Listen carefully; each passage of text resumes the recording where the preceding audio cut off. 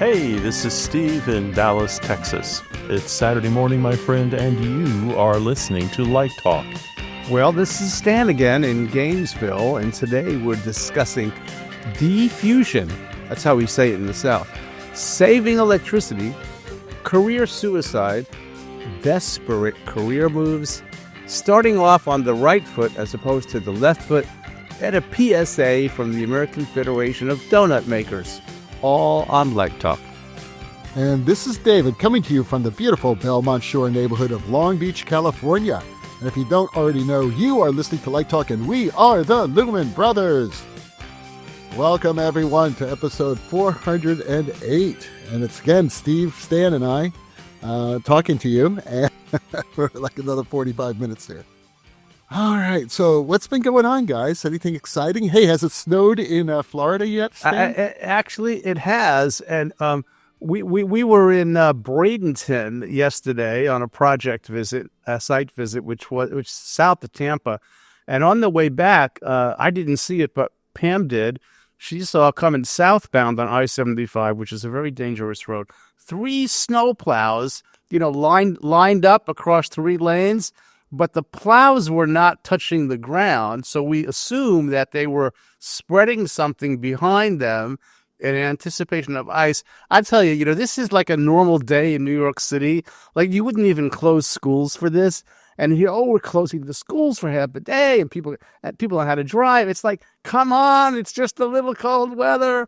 But okay, it's fine. It's like, it was 32, 31 this morning, Our house needs windows and insulation, but we haven't gotten any snow. I don't think we had a 2%. Gainesville had a 2% chance, but my friend in Pensacola sent a video of the puppy playing in the snow, which was adorable. A puppy and some kids who had probably never ever seen snow, so that was kind of cool. There you go.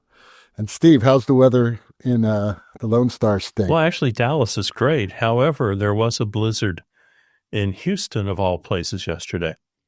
And they dropped to what? They dropped 6 inches of snow down there. So it was interesting. That kind of big Arctic blast went across the Gulf of America, from El Paso to that's the way to handle it. Make jokes. I like it. Baton Rouge into Mississippi. Well, as you guys know, our weather that we've been fighting are these horrible Santa Ana winds. Yes. A new fire has just opened up. It's called the Hughes Fire. In San Diego County, is that right? No. It's 5 miles north of where Lori lives. Santa Clarita, Cal Arts, all that area up there. And it's heading toward her house. She may be evacuating tonight, so we'll see what's happening. Holy moly.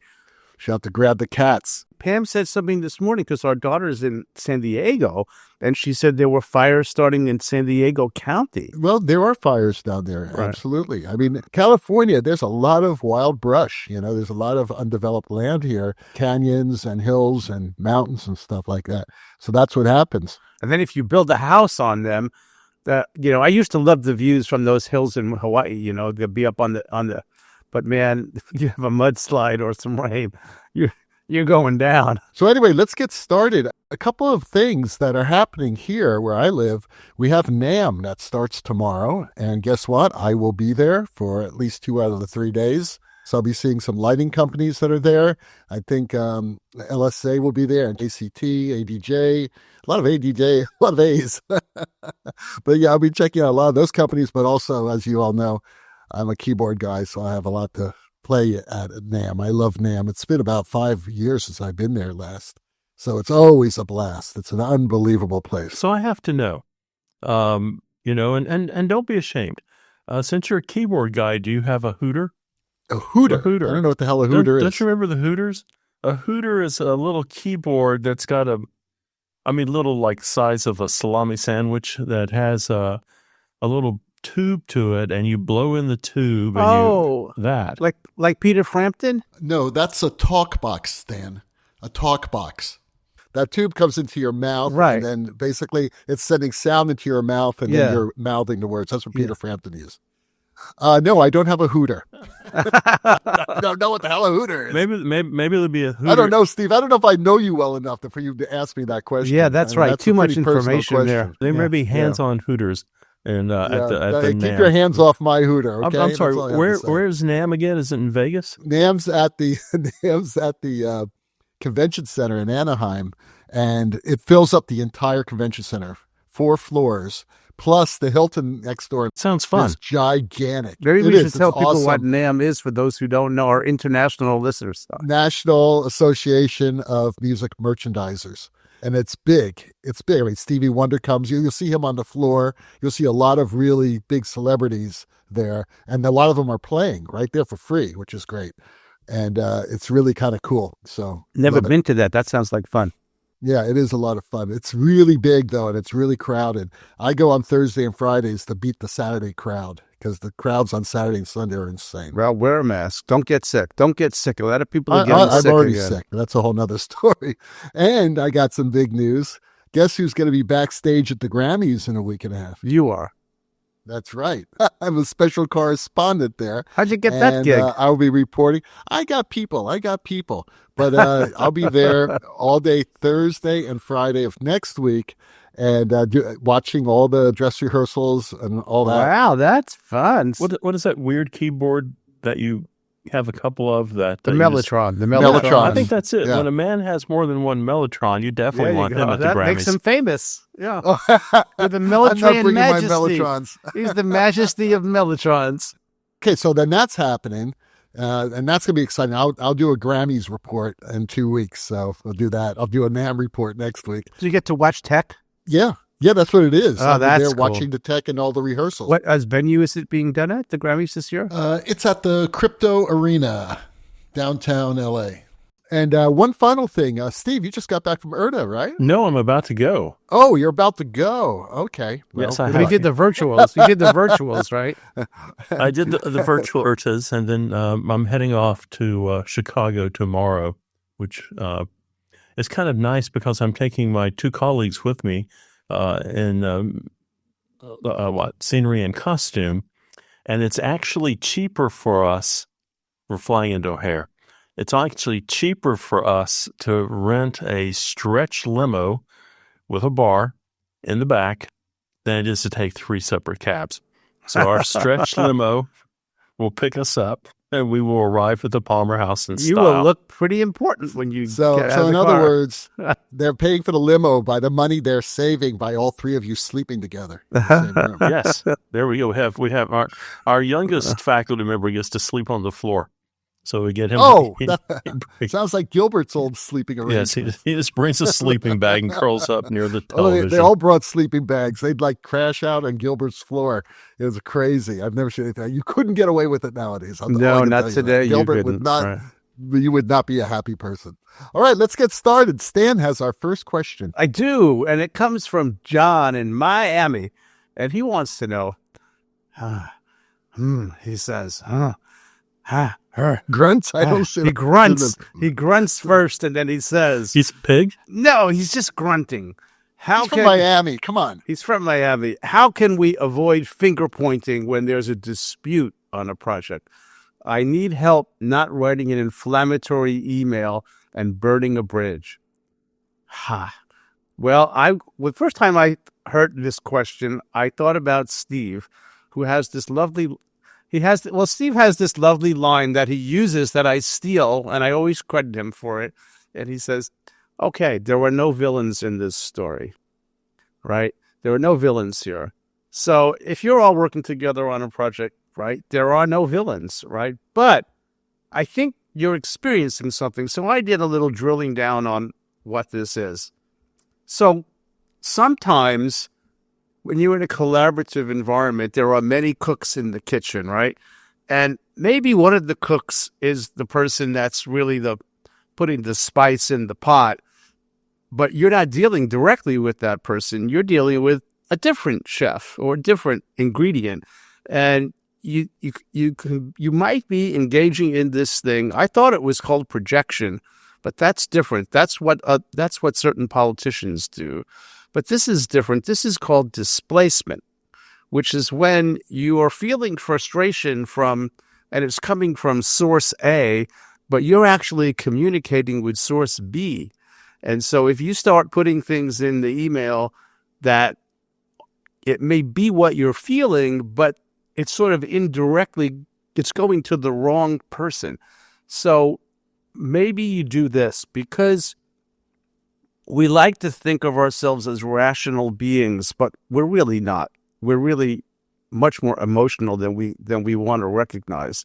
So write the inflammatory email and then don't send it, and put it away, wait 24 hours, or have someone else read it and get another perspective from someone who you trust and is not emotionally wrapped up in the situation, because you don't want to burn the bridge. And this happened to me recently, which kind of made me, John made me think about it.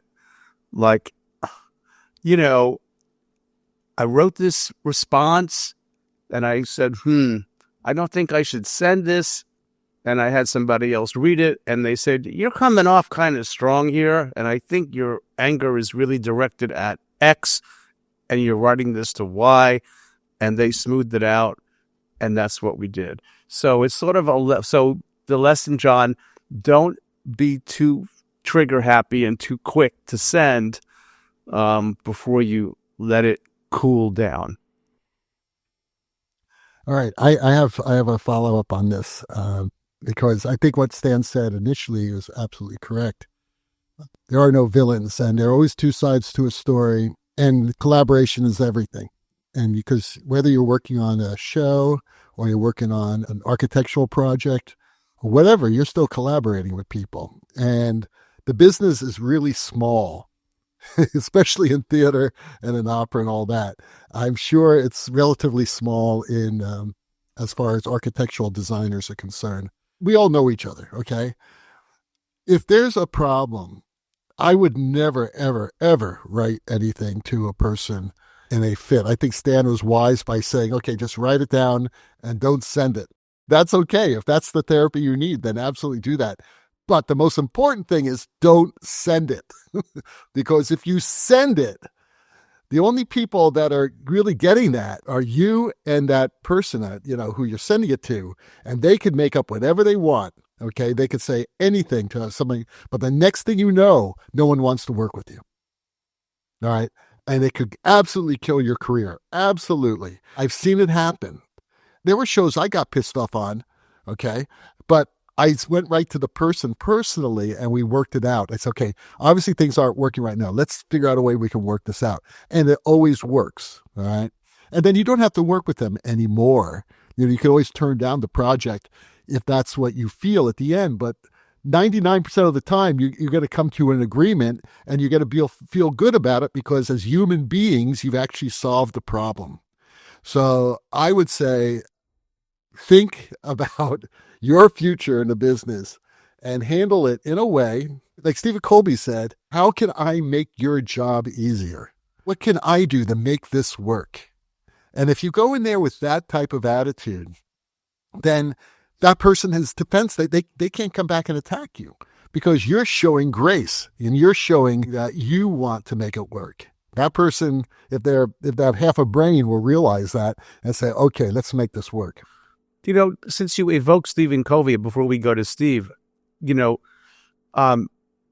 of those 7 habits of highly effective people, which is, I think, one of the more difficult ones to practice or to do, is seek first to understand before you seek to be understood, right?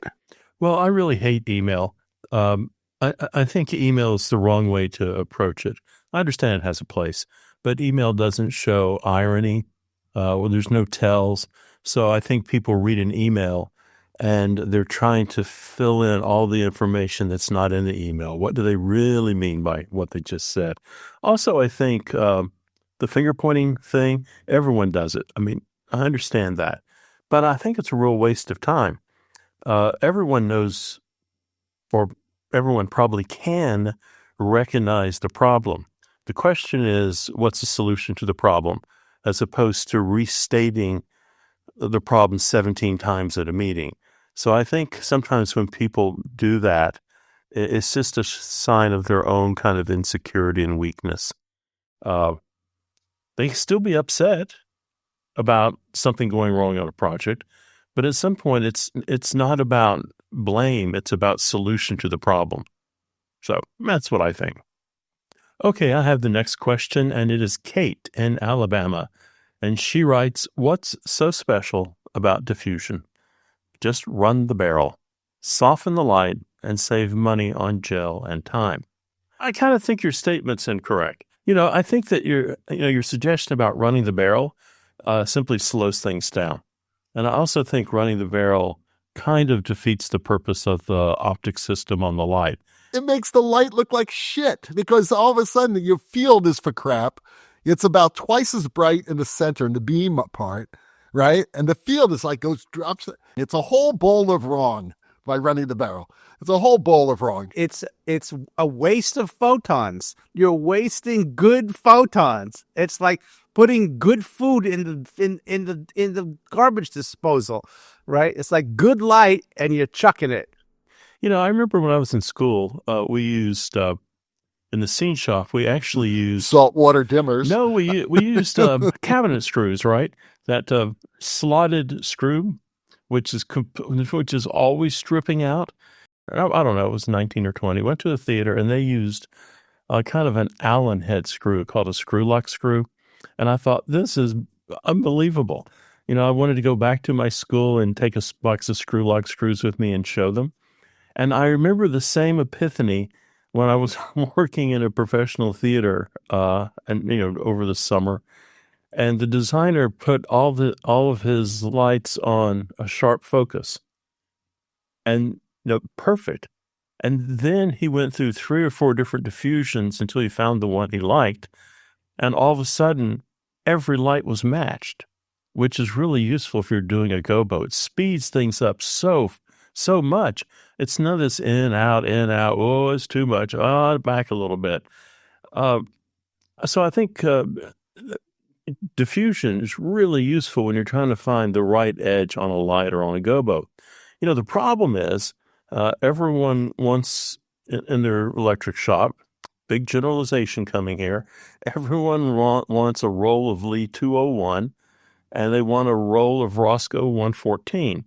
You can make your arguments for 201, I guess, but there's a lot more diffusion out there than just 114.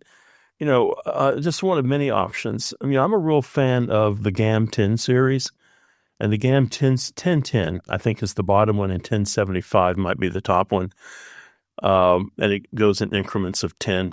So you drop a piece of 1010 in, and you turn to the electrician and say, did you put the diffusion in? There's almost nothing. And then you drop in the 1075, and what happened to the light? It's lighting up the entire, end of the room. So you can really dial in the edge you want. So I think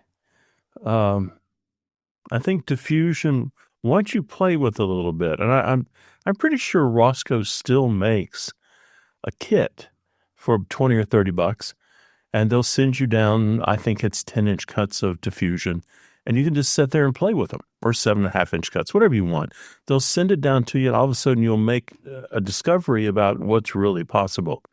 And even, companies also have a type of diffusion. It's not real diffusion, but a type of diffusion that allows you to shape the beam of a light. So there's all this stuff out there, Kate, that you probably haven't discovered yet. Steve mentioned 114, we call it Hamburg frost. That would be the last frost I buy. I'd buy something like 132, because 132 is much lighter, and if you need a little more, just add a second cut of 132 on top of it. That'd be easier. 114, you can't go back. That's the problem. But Steve's point about going to the, the GAM color, that's the way to go. You want to go to lightest diffusion, and then just add them. Just add 1 or 2 more if you need to. And then, if you have like a good stock of one, a matter of fact, all of my light plots, it says all focusable units drop 132 in. Okay, because you can always cut it if you need to cut it. And if it's not a gobo, that's how I do it. And beyond diffusion, to really be the cool designer of the 21st century, Steve mentioned beam shaping. or beam shaping diffusers, which if you're poor or modest budget, you look at the Roscoe OptiSculpt stuff, which is pretty great. And if you really want the pixie dust magic, you look at the Luminate stuff, which are basically holographic embedded lenses on the acetate that is the smoothest, most amazing. You've heard me talk about it before, but it's been a couple of years. That stuff is magic because the drop off, it's like watercolor. It diffuses it better than anything you've ever seen. And it does things that physics seem to be impossible. Like take a 1 degree beam, a laser, and spread it 60 degrees in two directions and 1 degree in the other direction and make a line of light. It is magical stuff. Tomas from Amsterdam asks, I am considering moving over the pond to the United States, as my career seems to be in the toilet here. Any advice? Now, is he moving to Greenland? Or is he coming to the continental United States? He said, I'm considering moving over the pond to the United States. Our fair country. Love it or leave it, Our baby. fair city. Yeah. Our fair country. Okay, so the United States is the last place I'd come. Okay, and I'll tell you why. Most people saying politically. How come nobody's leaving? Nobody's leaving, though. Oh, they are. They are leaving. They're not. Okay, no one wants to take us. Okay, this is why you don't want to come to the United States, and it has to do with the business, okay? First of all, Europe has it right when it comes to lighting education. There are only a few theater schools of any merit in Europe because that's all they need. There aren't that many. I mean, there are more theaters there, no doubt about it. In the United States, we have 800 colleges with theater degrees. I don't know, I'm making that up, but it's ridiculous amount of numbers, which means that all those people designers who are graduating, that's your competition. And we have a very poorly funded regional theater system in the United States as well. So your fees are going to be real low. And in LA, there are 100 professional lighting designers around, maybe more, for 12 shows. I mean, it's like the competition is much higher. So the last place I would come, to tell you the truth, is to North America. And I'm sort of including Canada in this too, because it's kind of the same situation there. Yeah, there's also a lot of resentment.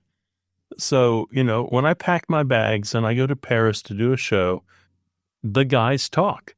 And they say things like, is there no one in France who could have done this? And probably rightly so. So I think you're also up against people who are going, why are we bringing someone from across the world into our community to light shows? Also, you've got to get a visa to work here. It's going to take forever if you want to be well, I mean, it's true everywhere. I mean, if you want to work, you've got, whether I'm going here or going into Europe, I've got to have a permit to work there. And, it's going to take you forever if you want to get citizenship. It's interesting, though, that you pose this question. And, the question is, how good are you as a lighting designer? I was surprised. A couple years ago, a friend of mine was trying to break through in New York, and the price of living in New York was absolutely killing him. And I know this sounds hard to believe, but he found it cheaper. I mean, he's not working little teeny tiny theaters, but he found it cheaper to live in Amsterdam and to fly into the States to do a show and go back to Amsterdam. So, maybe you base out of Amsterdam, and by some miracle, if you're good at what you do, you get an agent in the United States, and they start representing you. The same way you have an agent in Europe to represent you. So maybe you can do this, but you don't necessarily have to be here to do it. You're listening to Light Talk with the Lumen Brothers, and Light Talk is sponsored by... It's a public service announcement from No More 10 out of 12s. Ah, yes, the stage lighting focus call. A legendary endurance test second only to surviving Tech Week with your sanity intact. You come prepared, donuts in hand at 8 a.m., a peace offering to pacify the crew, because nothing says, please don't hate me for this grueling day like glazed donuts. You can already hear the hum of the genie lift, its screechy motors slicing through the air as stagehands maneuver it into position. It's a dance, really, with everyone moving in sync. Somewhere the ghosts of Egyptian pyramid builders nod in solidarity. Every position adjustment, every angle tweak feels small, but altogether they shape the final picture. The lift stops, starts, shifts, its tires screeching like a tired old warhorse. But the work moves forward. You can feel the wear of the day creeping in, the slow shuffle between the console and the stage and back again, upstage to downstage, left or right, and then a quick trot back into the house for a look-see. How is the crew holding up? How are you holding up? That initial buzz of focus is starting to fray around the edges. The adjustments, the meticulous fine-tuning of the angles and trims feel endless. Each small change builds toward the final effect, but the reality of the tasks hit you when you glance at the clock. It's been an hour. Maybe 2. Or maybe only 15 minutes. You tilt your head up for the 100th time, your neck cricking like a rusty hinge, wondering if you'll ever look straight again. And of course, there's always that one stagehand. You know the one. The silent hero who says nothing about how long it's taking, silently working, making sure the next light is focused with precision, just as the last one was. That quiet grace under pressure. Yeah, right about now, everyone's thinking it. This is gonna take forever. And just when morale hits rock bottom, someone yells the sweetest word in the English language. Break.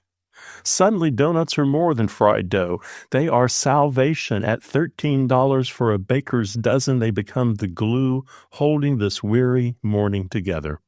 So on your next focus call, remember this. Bring the donuts.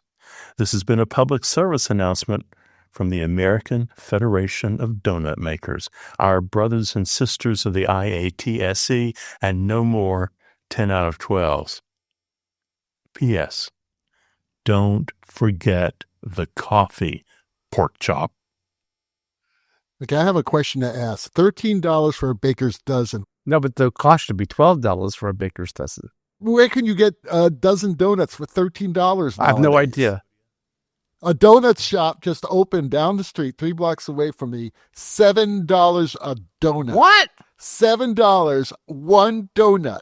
$7. That's There's a reason California is going to fall off into California the ocean. is out of touch. $7 for a 12-cent donut. And it's probably on fire, too. Is that one of those marijuana donuts? Yeah, right? Is that... No. It's next door. The dispensary. That's why, because the dispensary is next door. People get high. They'll pay they come out, anything they for look the donut.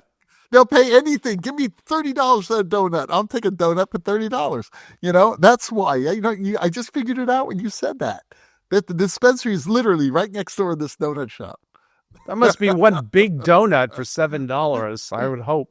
No, it's not. It's about a small donut. It's a little donut. I would never live there. That's crazy. It's ridiculous. No, donuts are ridiculous. All right. The best donuts in Texas are here in Plano at Charlie's Donuts. Well, we have Krispy Kreme here in the South. Oh, man, Krispy Kreme sucks. I've worked with the guys around town, and now that I've been here for 20 years, they say things like, will you be stopping at Charlie's on the way in tomorrow?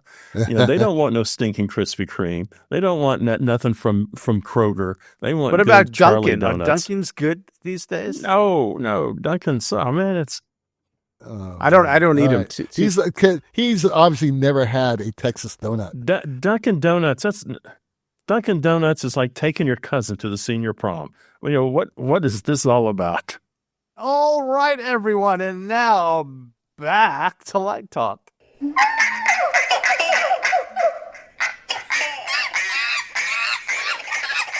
Well, the sound of those filthy, disgusting ducks, monkeys, and iguanas soiling Stan's clean sheets means that once again it's time for Let's Talk About. And today's Let's Talk About is all about starting off on the right foot. Donuts. What to say when you first meet your lighting team. Don't talk, just bring them a donut. A $7 donut. They'll say, how much did you pay for this damn donut? $7? It's coated in gold. It's a Trump nut. I mean, excuse me. Once you let one iguana into your bed, they all think they can come to your bed. I know. They're all in Stan's bed. What does Pam think about these iguanas? They're like Labradors. She likes the iguanas. She likes the iguanas. They come out and they eat all the what are those big roaches that we get? Palmetto bugs. Yeah, the iguanas eat the insects, so it's good. Yeah, but how about the monkeys? Well, the monkeys stay in the bedroom. Well, they're in the bed. The monkey, we sleep with the monkeys. The monkeys. Oh my God! Okay, too much information. They're very cuddly. The monkeys they're almost human. What are you talking about? They are almost human. They're primates. Monkeys are primates. Come on. The iguanas are reptiles. The problem with iguanas eating roaches is they run after them. They chase them down. So the problem is you're lying in bed and an iguana runs over your face and wakes you up. No. That's out in that's in the screened-in patio. The iguanas are in the patio. No way to keep them out of there. Okay, anyway, they're out of the house. That's good. All right. So starting off on the right foot, what to say to your lighting team when you first meet them? Get to work. Now, hopefully you get to work. No, don't do that. All right. Well, I've told this story before. I'm not going to tell it again, but all I can say is, you want to include everybody. You want to talk to them as humans to humans, right? Because this is the first time most of them are meeting you. You've probably had some conversations with the master electrician or the resident lighting director, people like that. And your other assistants that are there and the electricians, you may never have spoken to them up to this point. So it's really important that you show a little humanity. Right? And after you give them their $7 donut, you basically say, I spent $7 for this fucking donut. Get to work. So I expect you to follow everything I say. No. You don't say that at all. You say, we are in this together, and we're only as good as the team around us. And we're the team that are going to light this show. Oddly enough, back in Amsterdam, where Tomas wants to leave, he doesn't know when he has it so good. Back in Amsterdam, I went to the theater to work on my show, and the call started at 10 a.m. So I was already freaked out because it was 10 a.m. We're used to starting at 7. Halfway your first call. Yeah, I mean, so if I get there, that's break. we're and I go, okay, listen, here we go, we're ready to start. And keep in mind there was a show that night. So I walk in, it's 10 a.m., and the first thing the master electrician says to me is, do you want a cigarette? I said, no, I don't want a cigarette. And he goes, well, we start the day with a cigarette. And so they went on break the minute they started. They go on break. But this is the payoff. From about 10 until 10:15, he wanted to smoke a cigarette, but he wanted to talk about the show. And he wanted to know what our kind of benchmarks for the day needed to be, our timetable, what I wanted to accomplish, what he thought could be done at certain times. And as David said, when the breaks are, when the lunch is. But it was really interesting because that 15-minute chat was incredibly useful. And fantastic crew, probably finished an hour early because they all knew they had a game plan. They just had a plan. And they always walked at a kind of a trot instead of a slow slump across the stage. So I think David's onto something. They want to know about the show. They want to be part of the team. They want to be acknowledged as professionals. And so that's where you go. If I'm doing something, and I do a lot of dance, so a lot of times I show up at universities with a dance company. I ask the students what their names are over the course of the day and where you're from, where'd you go to school, what's coming next in the theater, best place to eat. It's just chit-chat. It is just chit-chat all day long. And by the end of the day, you kind of know them and they kind of know you a little bit. So the next day is even better when you come into the theater.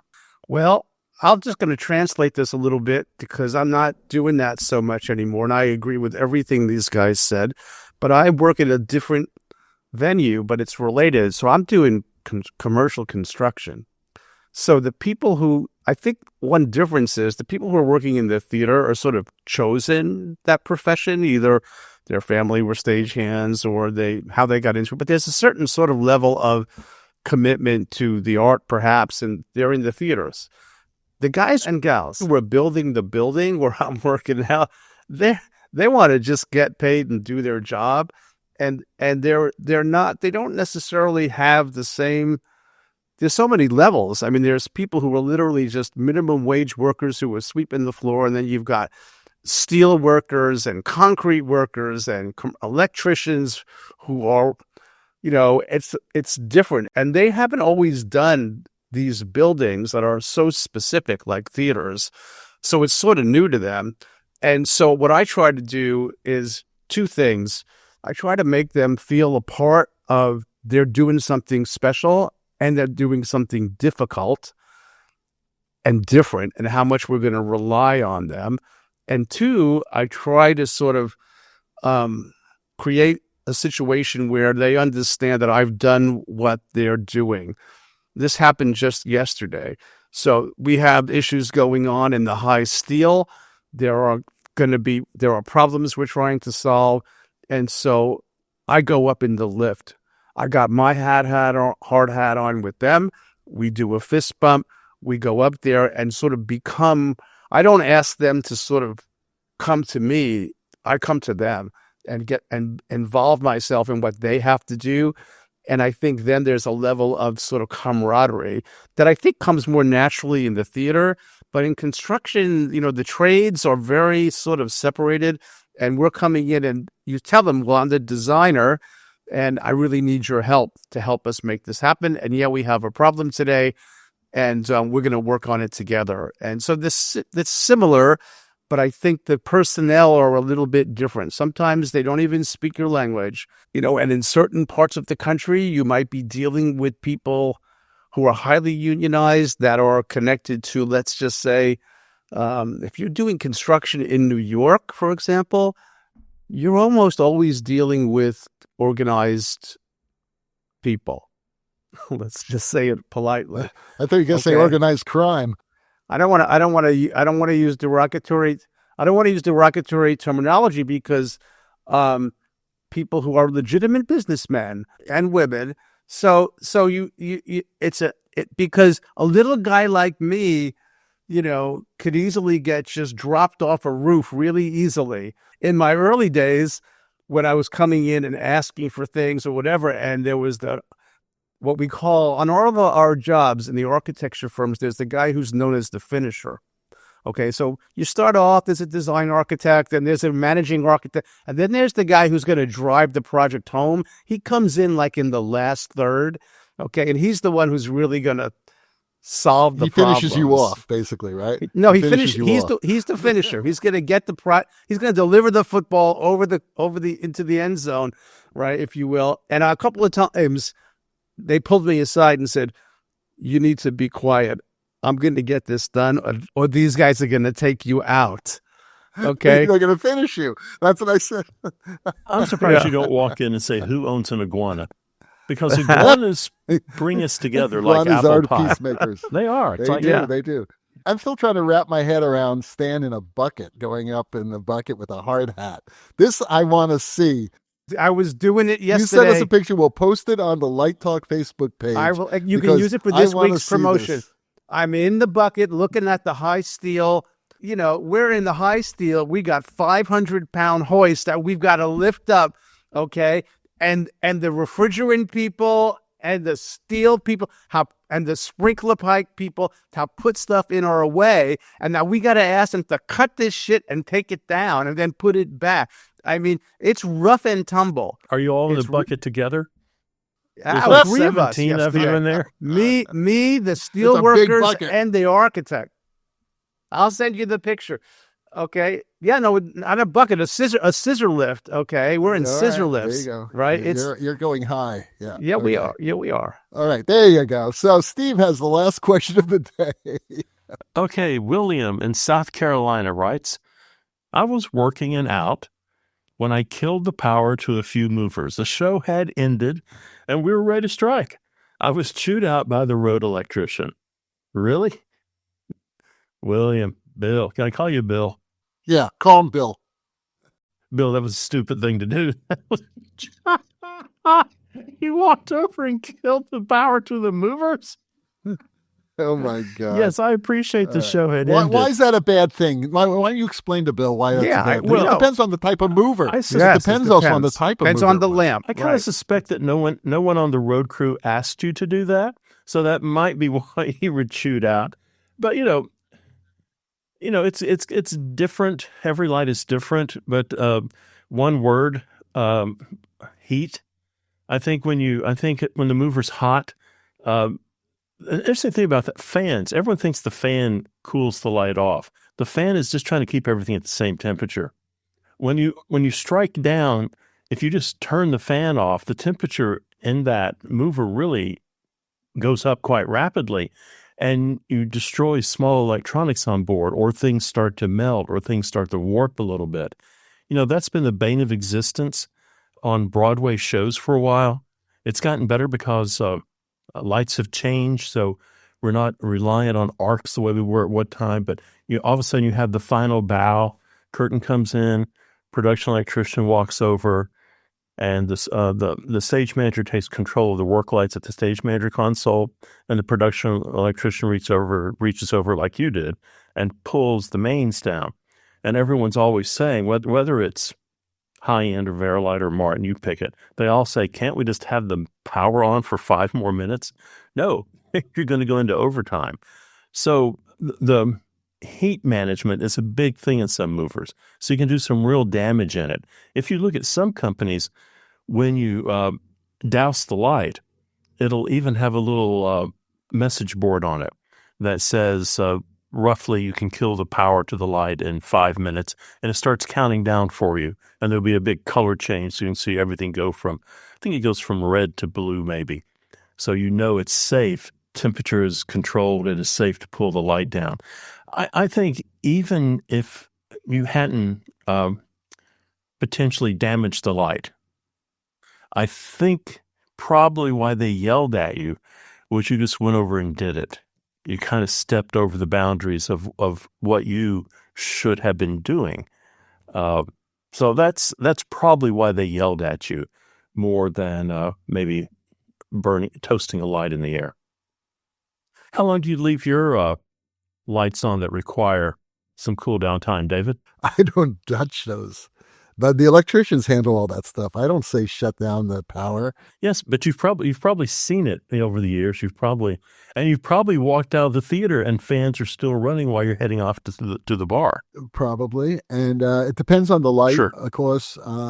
If it's an LED, a modern LED, it's a lot shorter time to cool those fixtures down than if it's like a Viper or something like that. I know it's several minutes or, 2 minutes, 3 minutes, 5 minutes, but I don't know. Like I'm doing other things. I'm talking to the director. I'm talking to the stage manager.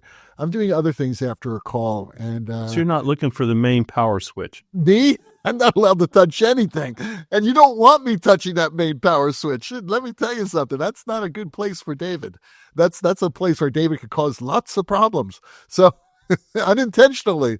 So, I don't do any of that stuff. So I can't answer. I can tell you what our students did at Florida when I was still teaching with our movers. They always built a macro for shutdown and on the board. So they would run the macro. It would turn off it would tell the light, don't put out any more light, right? Everything's at 0. And then there'd be a timer.